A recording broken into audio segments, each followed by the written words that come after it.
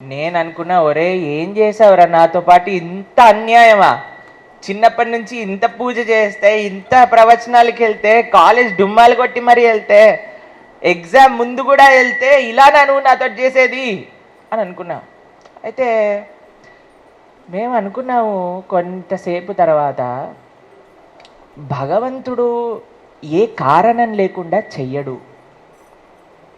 ఏం కారణం ఉంటుందో వేచి చూస్తే కానీ తెలియదా, వెంటనే చెప్పడాయ్. అది మనతో, ఈ స్వామితో వచ్చిన ప్రాబ్లం. వెంటనే చెప్పడు, కానీ మనకు మంచి చేస్తాడు. ఎంత టెన్షన్ చెప్పండి. మనకేముంటుంది, ఎందుకు చేసావో చెప్పేసి టెన్షన్ పోతుంది. కానీ ఆయన అలానే ఉంటాడు. కానీ చేసేదేమో మనకి ఏదైతే అన్నిటికంటే బెస్టో అదే చేస్తాడు. కానీ ఈ టెన్షన్కి మనకు అర్థం కాదనమాట. వీడు ఏం చేశాడో, ఏమవ్వబోతుంది, ఓపిక నేర్పిస్తున్నాడు మనకి.